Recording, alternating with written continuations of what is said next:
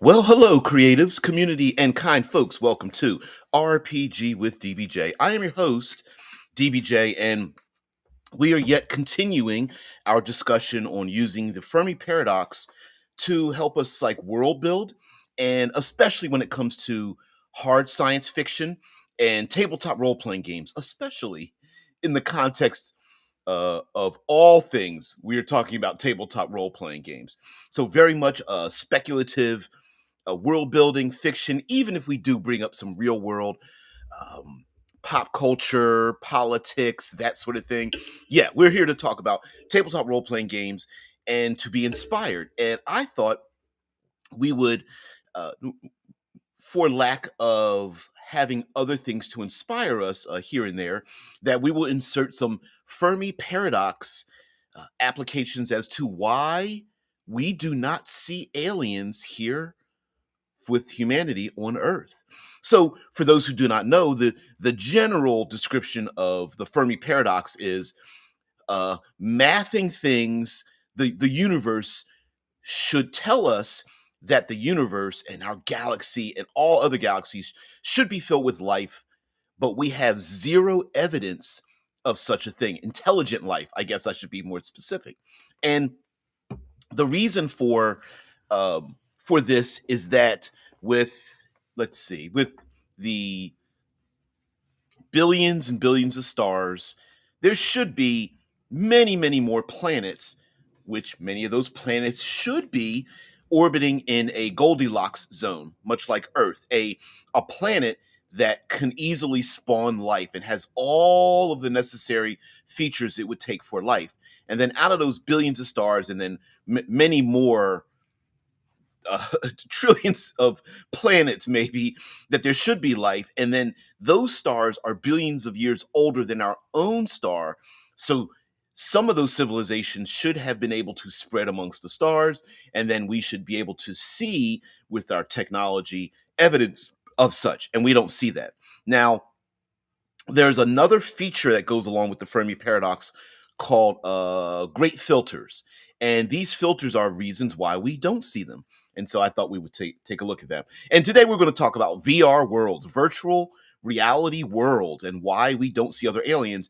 And then we're going to take that apart and use that for hard science fiction and even fantasy gaming, and to talk about inserting these things into our tabletop role playing experiences. So, one of the the exact features that comes across when we say VR worlds is that it is very internal, meaning today we think about wearing goggles and earmuffs, and a person experiencing a world that is artificial.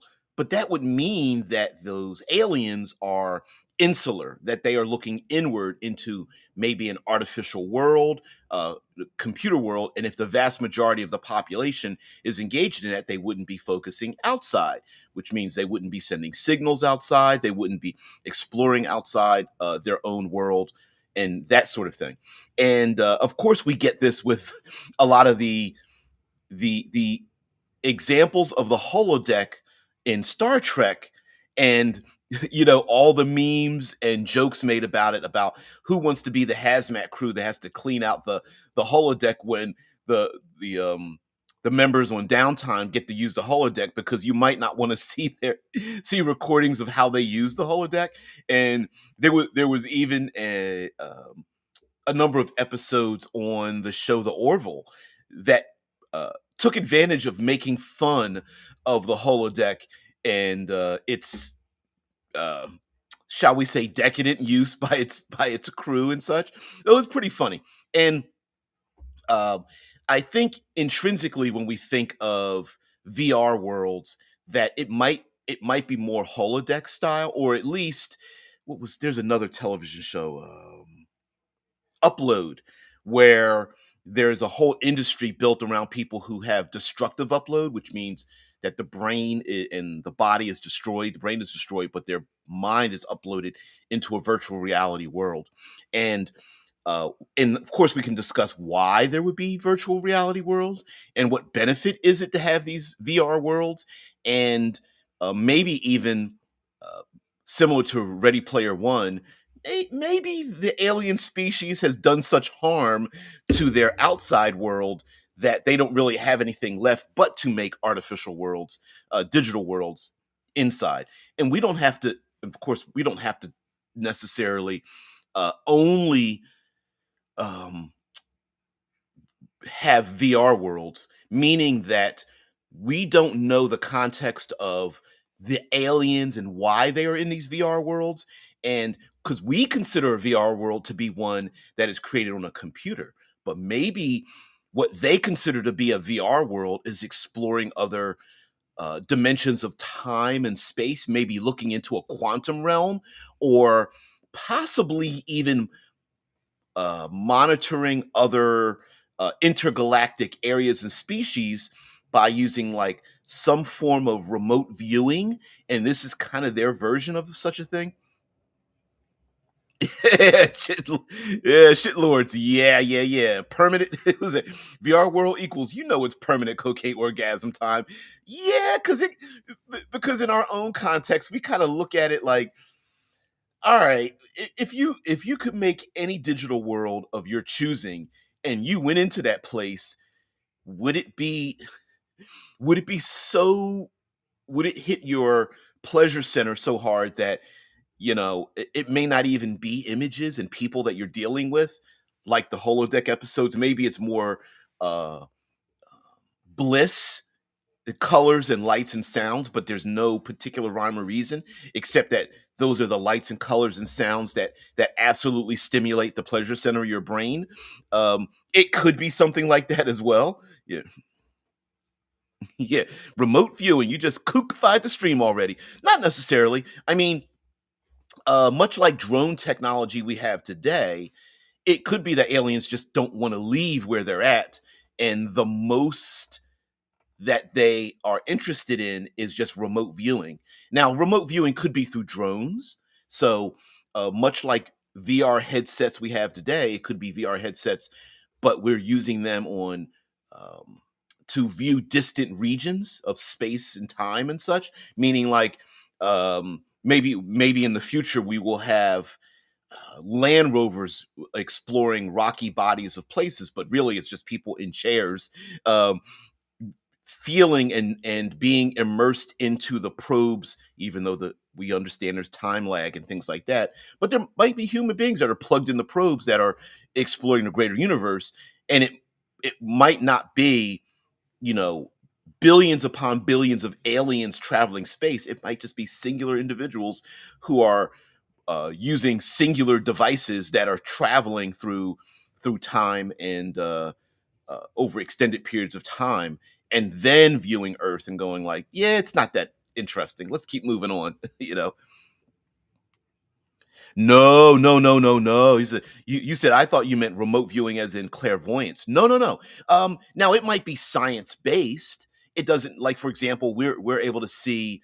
We have devices that lets us see X-rays and electromagnetic energy and radio waves and infrared and ultraviolet light and that kind of thing.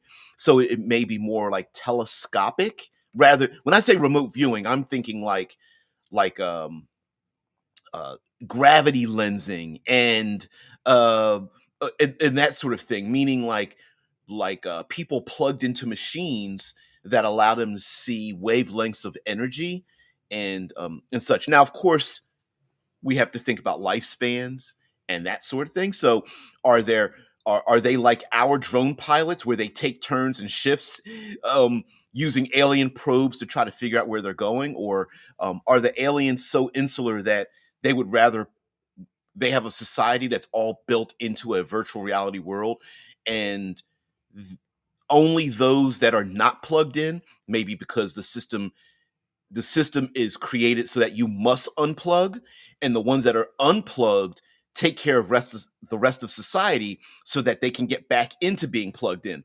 um yeah, yeah, yeah. Drew says, reminds me that simulacra simulation from Jean Bal- Baudrillard. I'm butchering that name. It's still on my reading list. Yeah, yeah. um and it may be that there's a this is really weird to say that the VR world is so real that the people that are unplugged from it, who's are or maybe can't plug in or are duty bound not to plug in, are only collecting resources just enough to keep society going, and that may be a thing. Shice has ever listened to Art Bell's Coast to Coast. They were always talking about remote viewing for paranormal phenomena. I think they meant you meditate and see the ghosts, yeah, doing their mischief. As a matter of fact, wasn't there even a CIA program for that? CIA remote viewing program. Um, there was a name for it too. Stargate Project. Let's see if this comes up. The Stargate Project was a secret U.S. Army unit established in 1978 at Fort Meade, Maryland, by the Defense Intelligence Agency and SRI International, a contractor to investigate the potential for psychic phenomena in military and domestic intelligence applications. The project and its precursors and sister projects originally went by various code names. Uh, uh, Gondola or Gondola Wish, Stargate, Grill Flame, Center Lane, Project CF, Sunstreak, Scanate. Until 1991, they were consolidated and rechristened as the Stargate Project. Stargate Project's work primarily involved remote viewing, the purported ability to psychically see events, sites, or information from a great distance. And I believe it went back before that. Oh, letter number designation. Um, yeah, the men who stare at goats. Yeah, I remember seeing that movie. Yes, the men who stare at goats. Yep, exactly. Yeah, Drew Shice, yeah, was a movie about the remote viewing project. Yep, Dead Man. And in at the end of that movie, wasn't there a guy? Didn't the main actor in the movie he was like staring at a wall and then ran through the wall or something, and you weren't sure whether he believed it or it really happened. But that could VR worlds could be a thing that it introduces that. But also, if we let's get a little bit more hard sci-fi with this, okay? So aliens, VR worlds, maybe they have agents out there. The aliens, very few of them, but maybe they are tasked with keeping their alien civilization alive because they've done so much harm externally that these VR worlds allow them to portray different lifestyles in a safe manner. And so there could be like, I don't know, mecha starship powered, enabled, very few agents, but very capable to travel the spaceways. And that is the reason it's very rare is because that most of the aliens have never, like the vast majority of them have never left their home world or home worlds. But the agents have gone out to go collect resources, get new data, or heck, even try to find new experiences for their society, which would be pretty interesting as well. That it's more of a it's more similar to entertainment than it is like, no, we've got, we used our moon and just covered it with fusion reactors, so we've got enough energy for that, and then we've collected most of the energy from the sun to keep our VR world computer systems going, which of course we have two other moons that are like sub-zero in temperature, keeping our programs and beaming it to us. But we need entertainment because we're kind of bored. Yeah. The real life men who stare at goats guy was training soldiers to meditate so they could stay in nuclear bunkers for years without going crazy, which could be another reasoning for having a VR world in the first place. Let's so where I'm going to bring it down to some hard sci-fi. There's a perfectly good reason for creating VR worlds, and that could be anything from training soldiers to experience war through different types of time periods to training individuals in a virtual world before we send them out into deep space. That, hey, listen, we need to have people practice in space habs before we start sending them out and see if they have any psychological issues or psychological issues we can't deal with over a long period of time. So it could be that the VR world is training, like sleep teaching or putting chips in people's brains for skills. Maybe the VR world's just sleep training so that humanity could leave Earth. And there may be habitats out there, or lost habitats as well, where they've landed and they're in their pods and they go, yeah, Mars is pretty boring, but if we stay in our pods, we can live in our VR worlds, and that might be the ultimate retirement plan that all the young folks, and when I say young, like 200 years or less young, are out there doing all the hard work and labor so that they can retire into a VR world to be taken care of by other people. And remember, VR worlds don't could be under or overclocked. So you could live 1,000 years in an hour, or you could live 1 hour. I mean, you could live 1,000 years and only experience 1 hour of subjective time. So there might be underclocking, overclocking in terms of the time periods as well. And again, the VR worlds could be enslavement. Matrix. I'm looking at you. Movies. It could be enslavement, but it may be voluntary to enable other people to go through those instances. Maybe the biggest, best, and brightest of humanity, ourselves, are turned into VR worlds to train other people. So our best scientists, soldiers, athletes, um, artists, and things like that, we start living in VR worlds through their eyes to teach us if to make us better as people. And the people who graduate out that system are like god awful perfect. you know yeah, new experiences for their society. They should try role playing games. Exactly. I mean, hell, when we talk about going into space, maybe the big uh the what it would call the killer app for astronauts not getting bored could probably be role playing games. Hey, get a pocket role playing game and some zero gravity dice, maybe with some magnets on the inside or something. Yeah. How about that crack and smack retirement plan? And shitlord's like, we're already in the Matrix, which kind of, the idea of like we're already in the Matrix kind of defeats its own purpose, because that still means that we have a world that we can explore, even if we are in a virtual reality world. But a VR world as intricate as the world we see outside ourselves could be so compelling, people don't want to leave it. And that in and of itself could be a good reason for having player characters. Like maybe the player has a meta RPG already been done? I'm sure it has. But how do you find a meta RPG that's about about VR world gaming? Um, oh, Dream Park. Ooh, Jurassic Park. Dream Park RPG. Wikipedia, Dream Park, the role playing game. Yes, it does exist. Yes, wow. All right. Who wrote this? Art Talsorian? Sure did. Sure did. I'm gonna share this out. So, there is a book known as Dream Park, and although this isn't technically virtual reality, but it still falls into that category. So here we go. Dream Park, the role playing game, is a role playing game published by Art Talsorian Games in '92. It was designed by Mike Pondsmith and was based on the 1981 novel Dream Park, which is itself about a live action role playing game amusement park. The player characters take on the roles of the players in this holographic game, simultaneously playing both the character and the character's alternate persona. And that is very meta. Like, I'm going to make up a player character, and I'm also going to make up that character's persona in a virtual world. Yeah.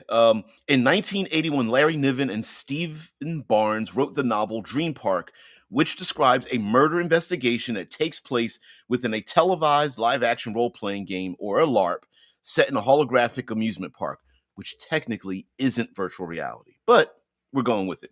In '92, Art Talsorian Games published Dream Park, a 128-page softcover book by Mike Pondsmith, with rules for a pencil and paper role-playing game based on the novel, making it a role-playing game based on a book about a role-playing game. Yeah. So pretty cool. Dream Park sessions are set in one of four eras: the ancient, meaning Dark Ages and earlier; historical, which is Renaissance to 1900s; modern, which is 1900 to mid 21st century; and future, mid 21st century and beyond. Reception of the game. There's reviews in it for White Wolf magazine number 32 and Cassis Belli in number 72, issue number 72. Hmm.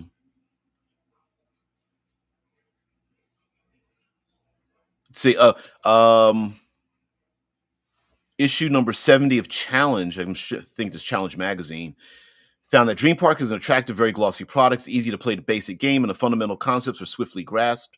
However, De Jong found discrepancies between the rules and the original novels, especially the magic system, which he felt players might object to. Dream Park is a good concept and well executed. Gamers desiring different game realities, new challenges, and little chance of permanent character death will love it. Look forward to the adventures. Hmm. In small doses, this game can be a lot of fun. Dream Park is not a serious simulation, nor is it suited for long-term play. The quirky premise sacrifices character development and strong narratives in favor of action and elementary problem solving. Role playing has little place in these cartoonish scenarios, and it's unlikely that players will become attached to characters who change their skills as often as they change their clothes. Maybe. I get it though. And that was in '93 by Rick Swan. Oh, cool. Oh, anyway, very meta. All right. So, but using that idea, yes, this is technically a LARP, but yeah, it would be pretty interesting to have a VR world where the players are either exiled from a VR world or they are duty bound to support a VR world to go out in the real world to bring back whatever is needed for their society so that they can plug back into their VR world, which to them is the real world. And exploring out of the VR world is like exploring space and time and our own universe. Meaning, like imagine all of Earth, but technically we're all plugged into pods. And when we wake up out of those pods, we're like, oh, but I remember Earth where we had travel and work and things like that. So now we have to go out there and find energy and food and resources and defend the planet to come back to my pod so we can come back into the bodies that we see with ourselves today. So yeah, you are playing guys bored on a ship who are all playing their own RPG. Yep. Yeah. Hell yeah. Yeah, Deadman says there was an attempt to make a Matrix RPG. I can understand how difficult it would be to play a game where you play a character who's playing a game because we already have, dare I say, discrepancies amongst players that are far more interested in immersion and non-immersion and beer and pretzels versus like the memorial the memories, the intrinsic memories, and the uh the drama that comes from it. And to play a character as playing a character, it's a little bit bizarre. I think that's why like uh cyberpunk hacking, you don't have characters too often with their own avatars because it's like you're taking yet another step away from your character. But look, yeah. Drew says, looking at the red pill people, I think I will stay here, like Arnie in Total Recall. Yeah, yeah. Now that could be a thing as well. Like there's no such thing as 100% of anything. So who isn't plugged in to a VR world and why? So Dream Park is just Westworld as a role playing game. I mean, the old film, even though I like the TV show from a few years ago more. I guess it would be like Westworld. I think the Westworld could have been very good if it kind of if it stayed away more from it felt like film and television ego stroking rather than storytelling, actual storytelling.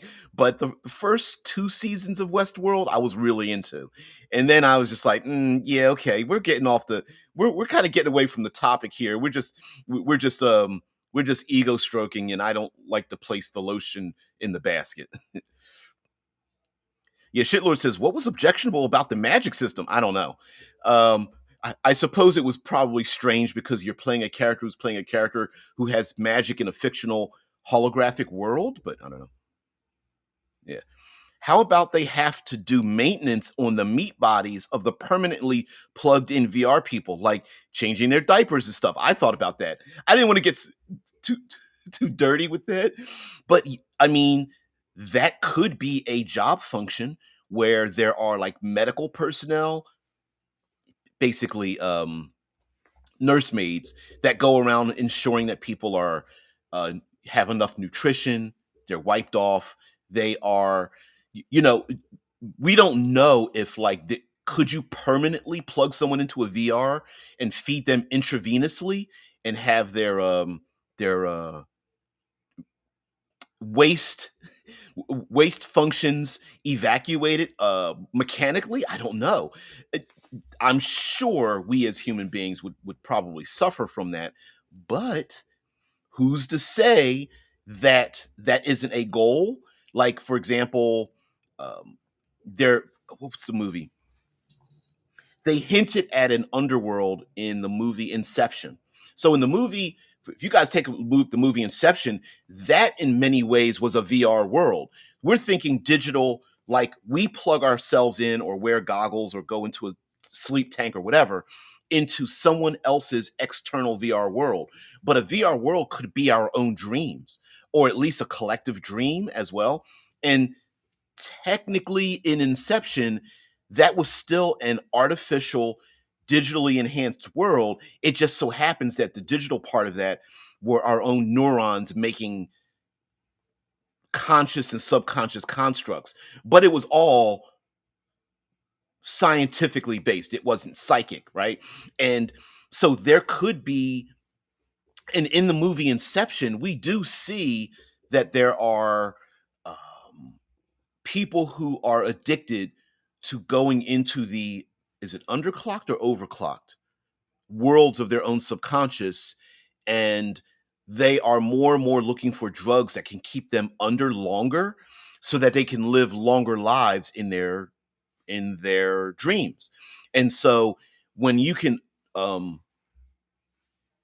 off clock your VR world, meaning that like Jean-Luc Picard in The Next Generation was temporarily taken away in a coma for a very short amount of time in an episode, but he got to live an entire lifetime in another place.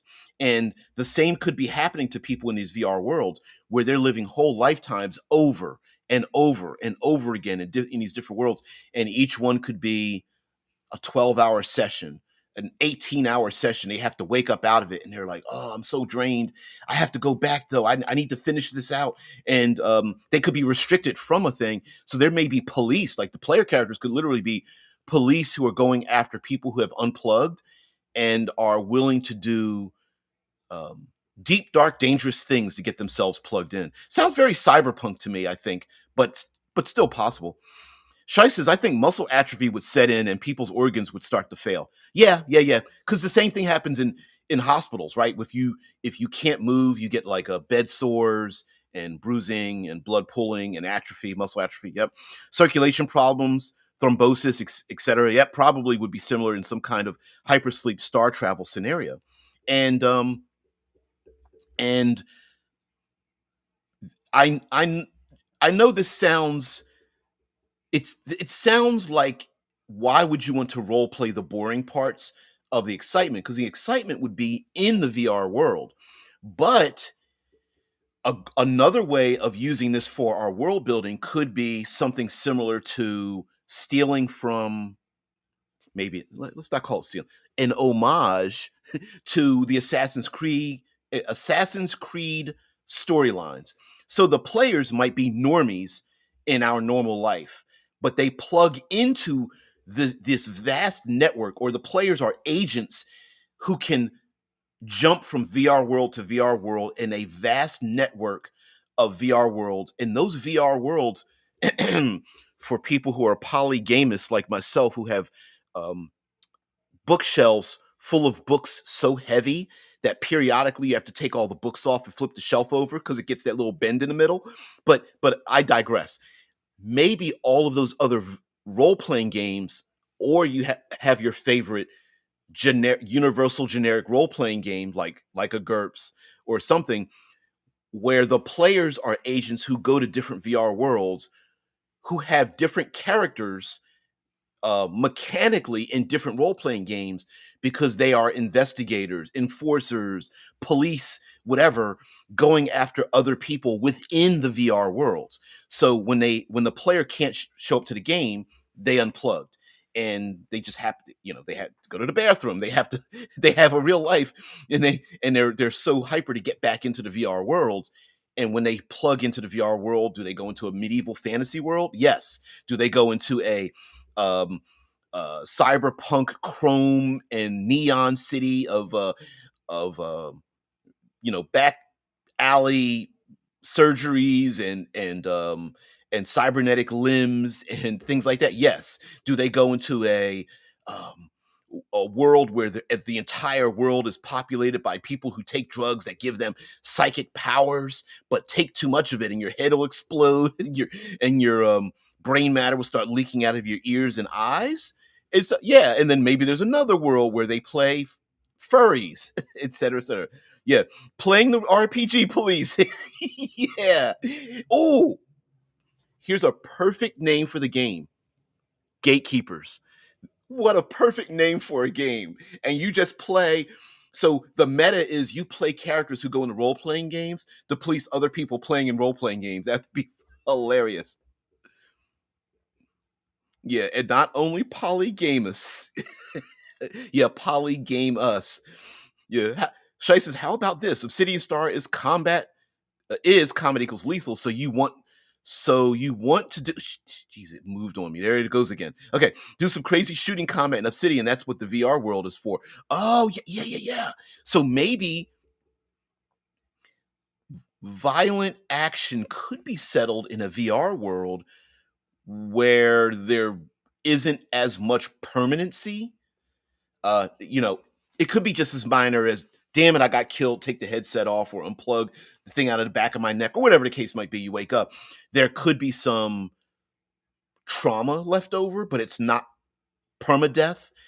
I mean, you may actually feel everything, and though you wake up without those wounds, you still have the trauma of being murder killed or set on fire in a car wreck or holding onto a grenade or whatever in a VR world. And then your character wakes up and it's just like, yeah, I still have the trauma left on my character, even though I don't know. I like that. I like that. Yeah. Deadman says the Matrix RPG was built on West End Games' Marvel D6 system RPG setting. And the creator also made Buffy the Vampire Slayer D6, Evil Dead D6, Appleseed D6, and StarCraft D6. I wonder. West End Games also had Star Wars D6, and I wonder if that's the progenitor of it. And that system was used to pair it with licensing. So, because I don't remember any of these things, including I would have loved the Appleseed D6 system, but I never heard of it.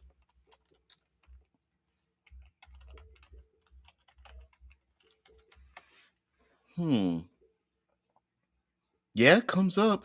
RPG Geek, Masamune Shiro's art. Oh man, some beautiful artwork. Hmm.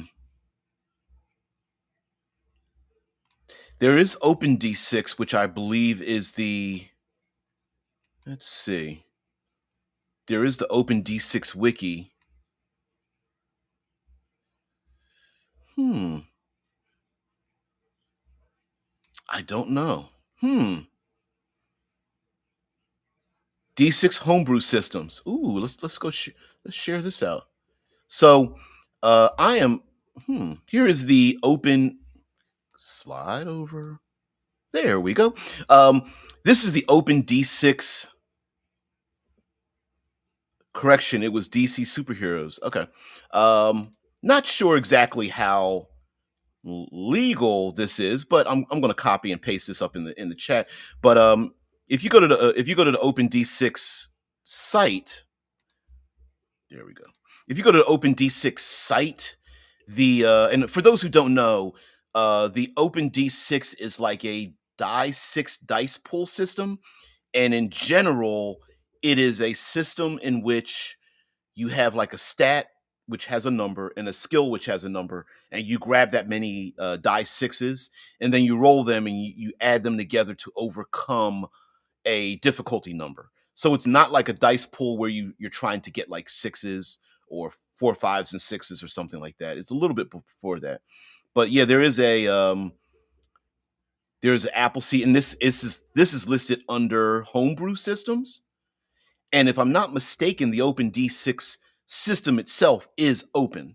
So you could take it and then modify it the way you'd like to. And uh, there's some other things there. Yeah. Mass Effect.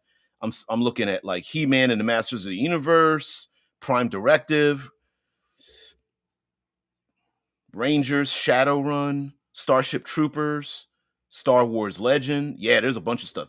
Tailspin D6, Transformers, Underworld. I'm assuming the vampire underworld. It could be criminal underworld. I didn't click it. But yeah, Babylon 5, D6. Hmm. And they all have their own different archives and websites for it and things like that. So they're not listed under the same thing. And then if we go, there's D6 related pages and contents in here. And D6 links for like general RP links and resources. D6 open community, living and past, mirrors of the open D6 books, D6 conversion documents.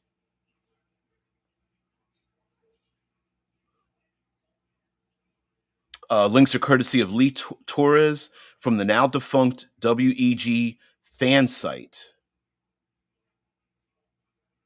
Okay, cool. Kind of cool. All right, let's move this back over here so I don't get popped too much. Another thing, although it would be pretty fun for characters to be literally gatekeepers, they're like the RPG police that are going into VR worlds to police the VR worlds. Maybe some people are too plugged in or are dominating the system. They could be going after hackers that both must be inside and outside the game, which would be a bit interesting if the players are normies on the outside and um, badasses on the inside, or vice versa.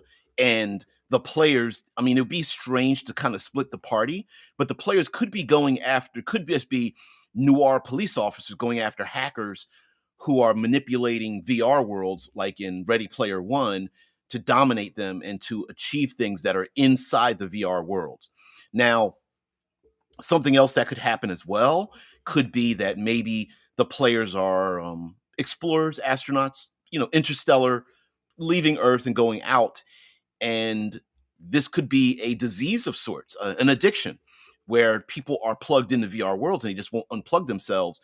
And to save lives, they need to go around and shut these things down, but they have to extract the people out of it some kind of way, shape, or form, instead of just, you know, uh, sabotaging the power and just waking people up. There may be a specific reason for it. Also, if we go into we do the remote viewing thing, maybe this is very close to the movie, and there's actually a graphic novel based on this,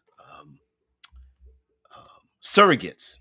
So there is a movie called Surrogates and a graphic novel of the same name, in which society has been taken over by surrogates. People at home lay in a pod, but they remote operate a surrogate to operate, and the surrogate is like younger, more attractive, physically stronger and faster, doesn't feel pain. It's the surrogate is basically a robot that looks kind of humanistic, and you operate them. And In the movie Surrogates, Bruce Willis and there's other police officers are surrogates who are policing other surrogates and other people who are normies that don't want to be part of this surrogates community. But the players may be or may need to operate surrogates so that they can unplug other people in these virtual realities.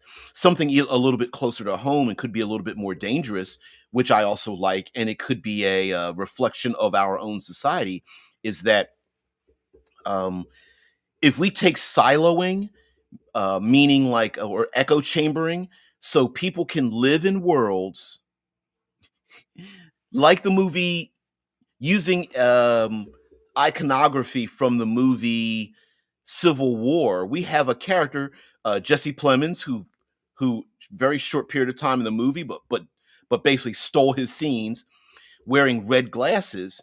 It could be that there are sizable portions of society that are living in a they are operating in our world, but they're living in a virtual reality world.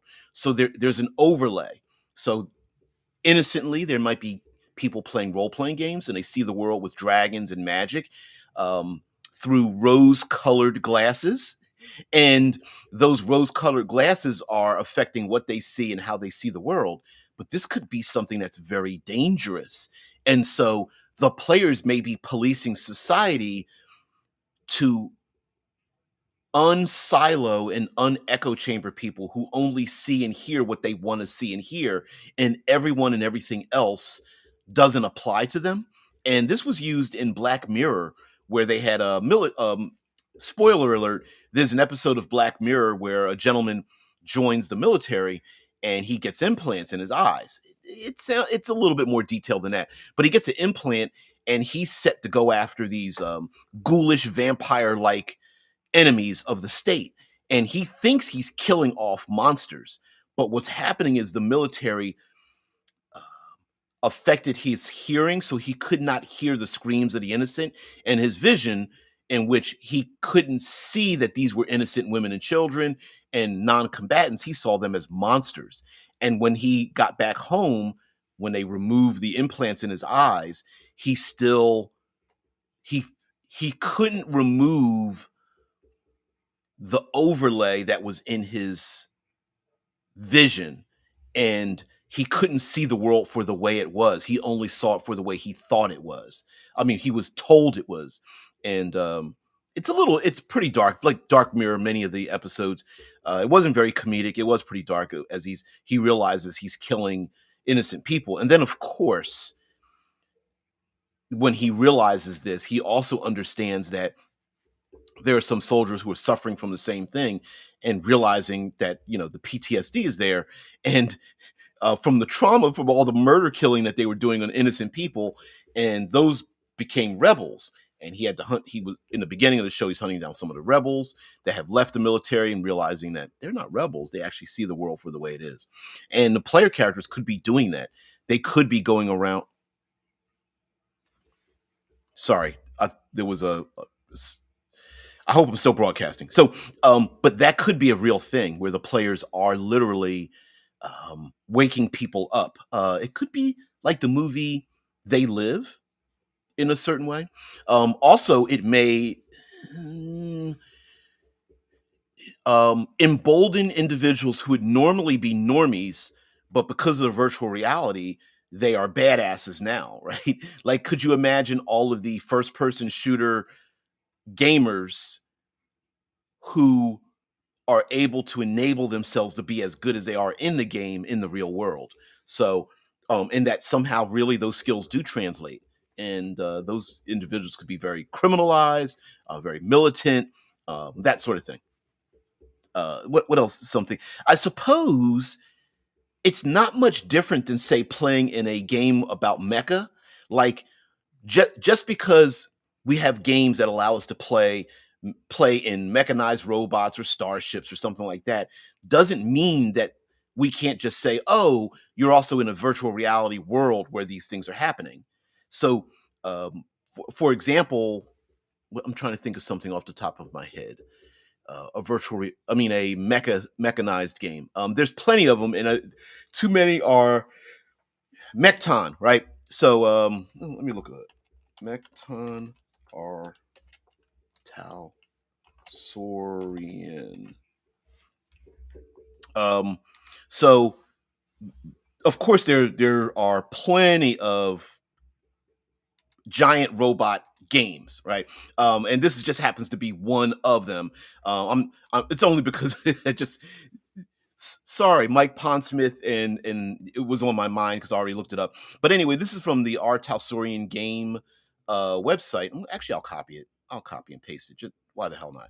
And it's giant robots, and it has various iterations and things of that nature. Mecton, and there's like Mecton Zeta, Mecton Wars, um, Starblade Battalion, Operation Rimfire, which sounds kind of dirty. Um, there's also Cyber Generation, and so I still have my original Teenagers from Outer Space game with the original tiny dice D6 dice that came with the game. They also made the Witcher TTRPG, which is pretty interesting. But you could get all of the games from one creator that uses a similar game system. So, like Castle Falkenstein and Cyberpunk and Mechton and Teenagers from Outer Space and The Witcher TTRPG, which they technically don't all use the game system, but just follow me on this. Um, the I guess a better example would be the people who created the Tiny Dungeon game system, because they have like Tiny Wasteland, Tiny Superheroes, um, Mechas and Monsters, and other variations. Tiny Frontiers, Tiny yeah, I think it's Tiny Frontiers, which is their sci-fi version, but it all uses the same game system. You could have different VR worlds, so players could plug themselves, and then they're pilots inside of giant robots. And then when their robot is destroyed and their pilot dies, they wake up um, able to participate again. And this makes a perfect excuse for when players can't show up in the game because they had to unplug. They typed in BRB, they left, and for 3 weeks the game went on in the game, but actually they were only going for like an hour, or went to make a food run or something. Then they came back to the game and plugged themselves in. They're like, what did I miss? Right? So that very much could be a thing in the game. Yeah, dude, rimfire is just 22, the opposite of center fire. I was thinking of something a little more scatological with that, but sure. Yeah. Let's go to there's Teenagers from Outer Space, which is I wonder if it was rewritten, because there was some stuff in it that was a little bit problematic, little bit. And then there's the Witcher tabletop role playing game as well. Book of Tales, Lords and Lands, The Witcher's Journal. Hmm. A Tome of Chaos, Witcher Essential Dice. I've never heard anybody talk about the Witcher TTRPG. Of course, we have. Let me click Cyberpunk here. Of course, we have the various Cyberpunk games. The originator of the TTRPG Cyberpunk, and then of course became a role playing game and all that kind of stuff. Cyberpunk 2020, Cyberpunk Red. There's Black Chrome, Black Hand's Guide, all the Chromebooks. There's a bunch of stuff. Uh, it's had to it had to go through iterations to be improved, because of course we passed 2020, and it was like, hey, wait a minute, we have wireless systems now. You don't technically have to plug yourself in anything, and that kind of stuff. Seth Sorkowski is very bullish about cyberpunk. Here's some more cyberpunk stuff. Danger Gal Dossier, Deep Space, Edge Runners, Eurosource Plus. Some of these were like these small little magazines. I remember. I don't know if they've been reprinted as the small magazines, but yeah. Interface Red Volume 1, Live and Direct, Home of the Brave, and one more page of cyberpunk stuff. There's the Night City book. I remember that was one of the original one of the original source books for Cyberpunk. Pretty lethal game. One of my favorite characters got um, stabbed in a back alley with a mono blade by a gang member, which was supposed to be something we would just gloss over. And I was like, no, my character's dead. And more people felt bad for me than everybody else. It was like, nah, that's no. When Gravity Fails, that was based on a sold out, of course. That was based on a at the time a cyberpunk writer and his book series takes place in the Middle East, Persia, Middle East era side. I don't remember exactly. Wild side. So, but anyway, thank you guys for very much for letting me share this out to you. Um, I wasn't expecting it. Castle Falkenstein. I can't remember what this is based on,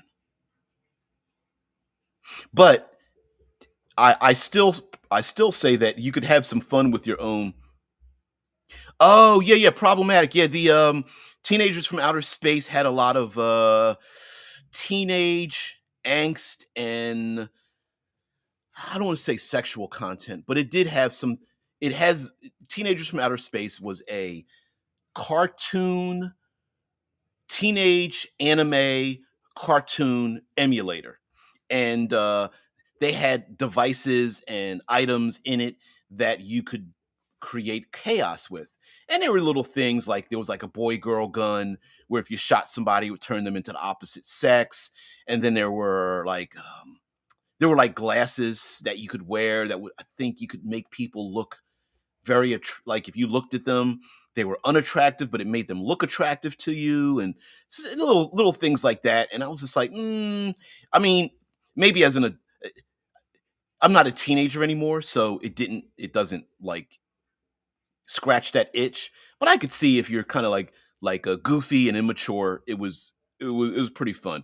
But it did have some things like I don't know, like the idea of like switching somebody else's sex is supposed to be more. Uh,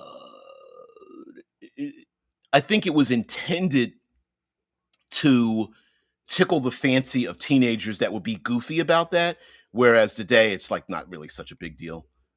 It's like that doesn't really affect your character unless it does. In which like it was supposed to be meant for that purpose, but it fell short. If that makes sense.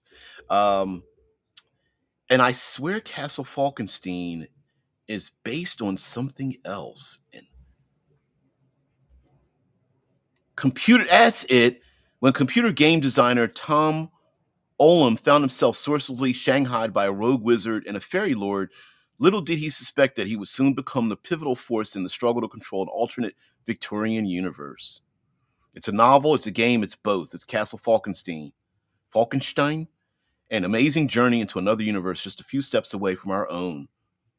A place where dragons and steam power rule the skies, fairy lords duel atop the battlements, and where the forces of wizardry and magic meet the gaslight streets of Victorian age.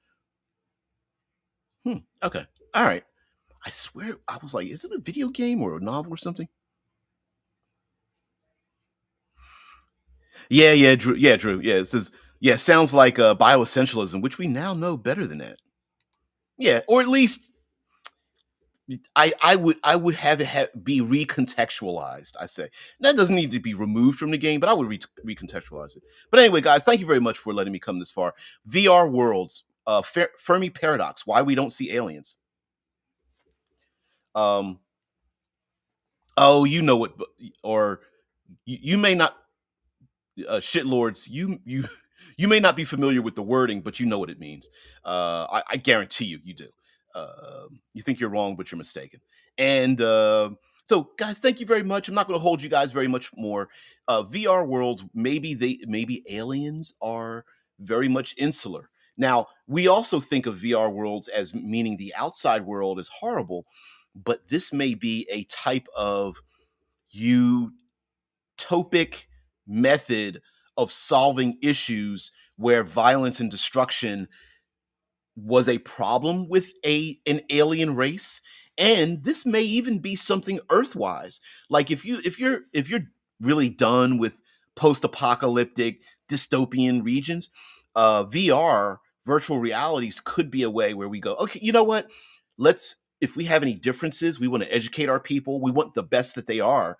um, you must first go into the VR world, and then you graduate as you learn all these physical skills, social skills, mental skills, explorative skills. You become this badass inside the VR. Then you graduate, and your character is retired when you unplug to go on to um, travel the outer galaxy, because you have been you've gone through the crucible of sorts and inside the VR world. And those who graduate out the VR world are hailed as heroes for having survived all of the 12 challenges or some things like that. And once you graduate, you're sent off. And maybe the game never even, as a player, you don't even know what the real world looks like. Like, all you know is that, hey, when it's done, I get to unplug and I'm out of here. you know, you should have said, huh? I honestly never heard that before. Apparently, it's some sort of anti Quillback shit. Yeah, it is. It is.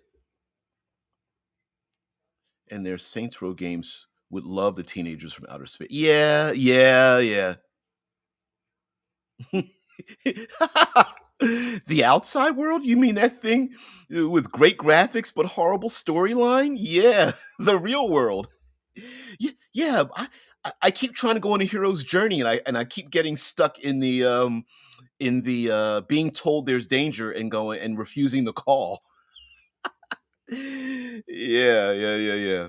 Which, by the way, I am now 2/3 of the way through Doug Burton's Heroin's Labyrinth. A little slow reading because I'm only doing like 2 or 3 pages, kind of like a chapter at a time, or half a chapter at a time. So yeah, yeah, I just steal for a living. Yeah, yeah, yeah, yeah. Bioessentialism. People, what is the definition of it? Bio.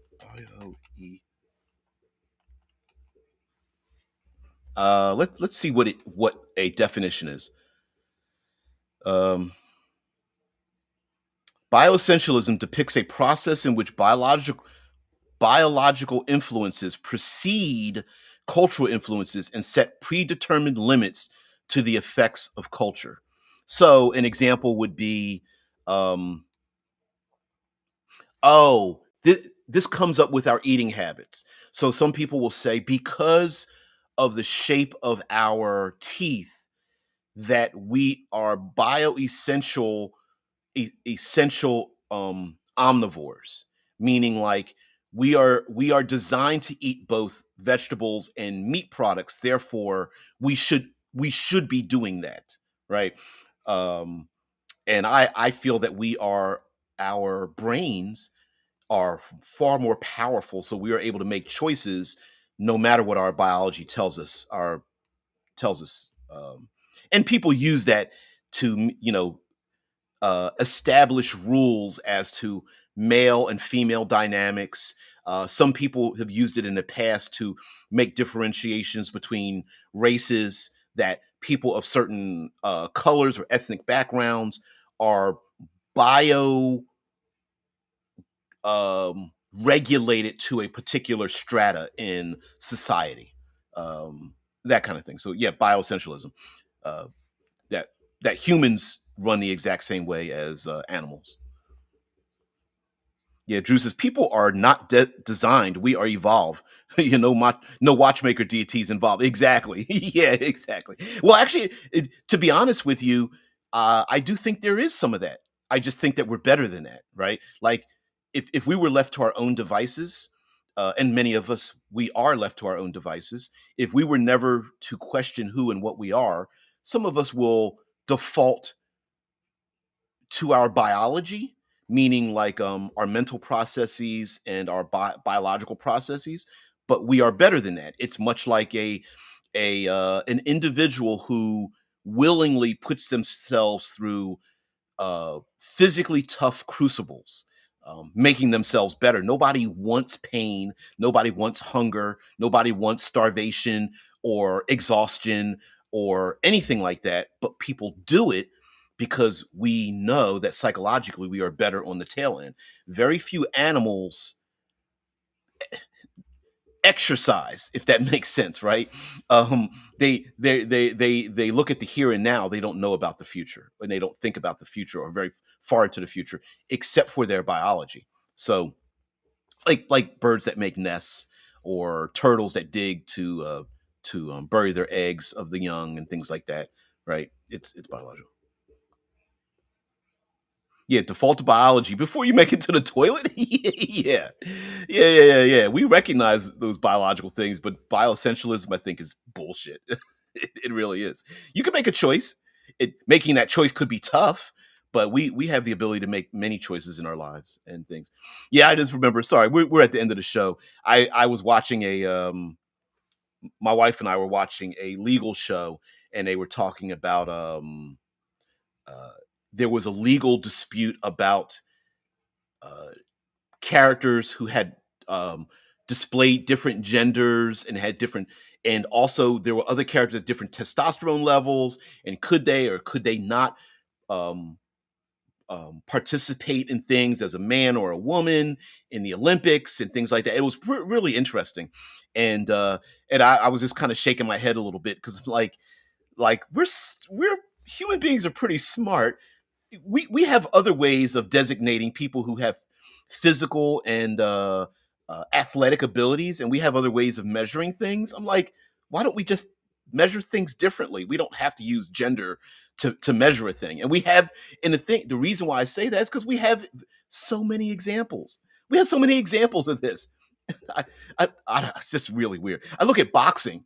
The boxing has weight classes, and they have reach, and they mass and things. There's other things. You don't have to use you don't. There's no need, not in most sports, but in many physical activities, to not to have to separate them by gender. We have ways to measure mass, weight, height. Um, uh, there's a term called um, I don't know if any of you have done this, but and I know you understand what it means. There's something called bracket racing. Says Drew says, I think that, like weight classes, we maybe should have testosterone classes. Yeah, why not? Why not? Also, there's something known in, this is auto racing, but I'm going to give you an example. Drag racing. So here in Ohio, they're very short distance away.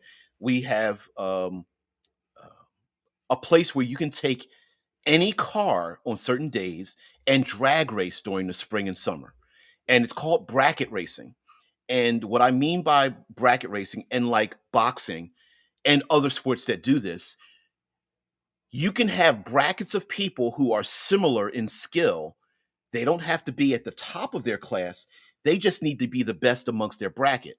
Like weight classes, you can have testosterone classes, levels, classes.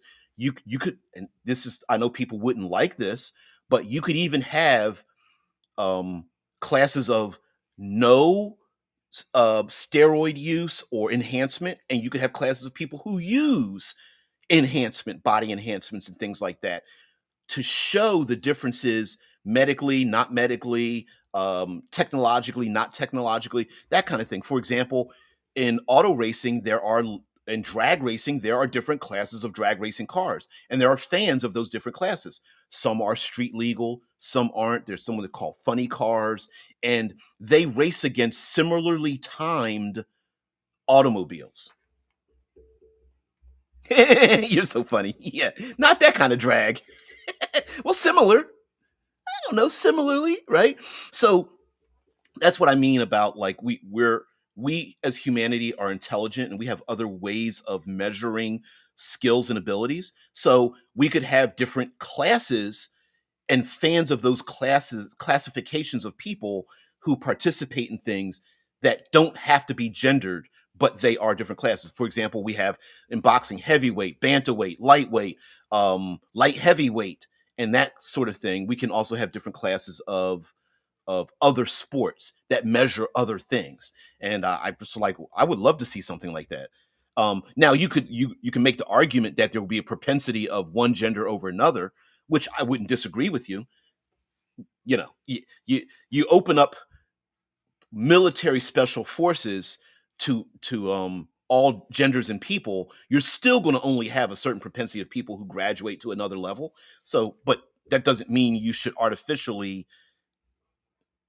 I don't think there should be an artificial denial of service. I think those who are who I don't know who can drive a 10-second car or less down a quarter mile at a time get to drive that car. I don't care if it looks like a minivan or whatever. It's rocket powered or something like that, right? Which they do have rocket powered cars. You know, it's pretty funny. Yeah, there's cars that turbos, cars that not, cars that use street tires, cars that don't. And I think humanity, we're pretty smart. We can figure this out. We could do that. Um, I understand. We'd also have to get over the fact of like, especially pretty violent um, encounters where ladies are in there getting their heads knocked like the dudes, and just getting used to seeing that. But it's pretty easy to get past that, right?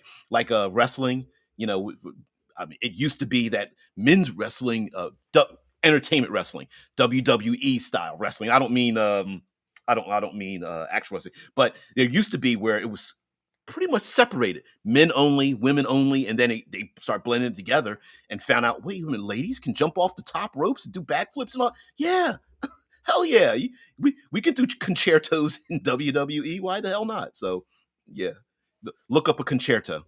You'll for wrestling. You'll understand why. Anyway, guys, thank you very much for letting me blabber on and on. Usually towards the end of these episodes, I do that. But come up with some ideas. I love to share them. I also am thinking about spreading the channel out a little bit, going live on like Facebook or something like that. And if there are any Facebook groups you would like me to do so, I also want to bring back me going live on the Discord. I'm having really good, except for a little spike today, I'm having really good streaming ability. And again, I can always stop doing it, but I like to get other people involved and spread. And also, some of you may prefer or know someone that prefers to um, watch later or participate live in on a different medium. And I'd like to know what those mediums are and see if I can do it. Now, I might have to juggle it back a little bit before. Deadman says you can also go live on Twitter. Yeah. Yes, yes, Shy Squad, a concerto.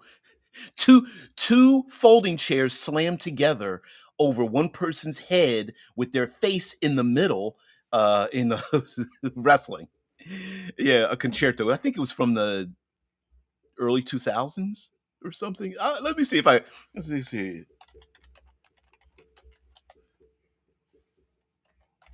Let's see if we can find this. Um, let's see some videos of a concerto. Steel chairs. Yep, here we go. There's a whole bunch of on YouTube. Yeah, yeah, yeah, yeah.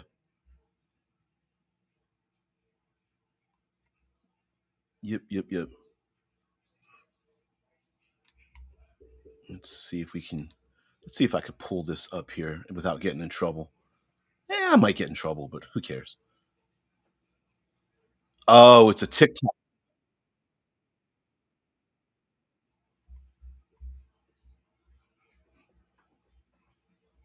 Yeah. Twitter, what is that? Never heard of that, but sounds like something one should X out from. Yeah, yeah. Yeah, Twitter. I don't remember that company. You do realize there are some people who are going to be who are born today who have never heard of Twitter. That's funny. I think I love when things like that happen for y'all young folk out there, where you get to feel like I do. It's feel like an old person. Uh, I remember when I had PS5. You guys got PS12, where you just take a piece of rice and plug it into your head. Uh, yeah, yeah, yeah, yeah. Yep, yep, yep, yep. Yeah, they're. I think they're going through. There's a legal precedent now about trying to ban TikTok, whatnot. But anyway, all right, guys, have a great one. I'll see you later. Thank you for spending your valuable time here. I hope while you spend it here, you're getting something in return that, and especially if I can make some change in your tabletop role playing experience and your day in general. Thank you very much. Oh, by the way, um, I love my Marvel shirt. It was given to me. This isn't just randomized. These are all Marvel Venom Carnage hodgepodge individuals. Spider-Man enemies. Uh, most of which are variations off of Venom and Carnage in different versions. It's kind of fun. It's really cool. it Dumb fun, so I love it. Yeah, happy hump day. There you go. Thank you very much for taking us out with that. Happy hump day, guys. Thank you very much. Also Fermi Paradox. VR worlds. I didn't even talk about fantasy worlds that are virtual reality, but it would be kind of cool to for the players to stumble upon people stuck in sarcophagi, or a small community of people who are wearing like uh, walking around as mindless individuals, like in a dazed state, and living in a artificial world, maybe even planescaping themselves somewhere else. Yeah, that it's not Pop Mag enough. Needs to be the Spider Women. Yeah, yeah. For those who don't know, the curtain behind me as the sun has risen is nothing but a Wonder Woman curtain. It's material that can be made into anything like clothing or something like that, but it's all Wonder Woman. You can't see it, but that's it. I just realized now that Angel has a big red spot over his face behind me. Yeah, yeah, ain't right there. Big red spot. That was by accident. Okay, guys, have a great one. Thank you very much. Planescape VR. Yeah, yeah, there you go. Yeah. Paradise, go to the abyss in the comfort of your own sarcophagus. Buy one, get one free. Hey, 1 hour trips, but will feel like an eternity. Oh yeah, it'll feel like an eternity. Guaranteed to wake up or your money back. Guys, have a great one. I'll see you later. Peace and tranquility. Mm-mm-mm.